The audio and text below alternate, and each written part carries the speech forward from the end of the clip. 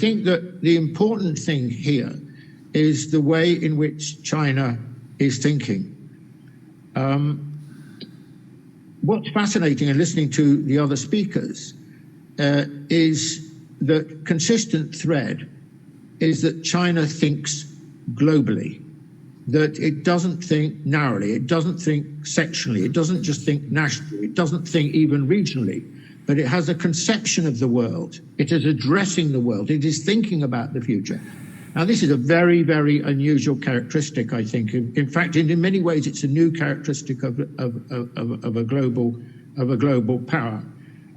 Because when Britain was in that position, well, it basically thought of itself and its empire. When the United States was in that position, it thought of the way, essentially, it thought of things in terms of America and its allies, which was basically the West, which was a minority of the world, remains a small minority of the world.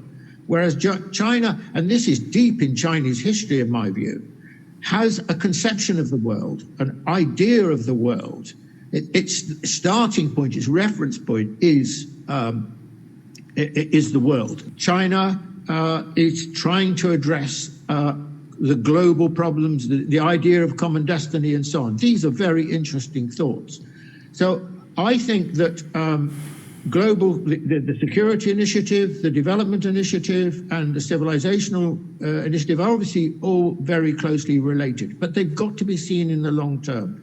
They are a way of thinking about the world, a way of ordering the world's priorities, a way of enabling the world to be viable and knitted together.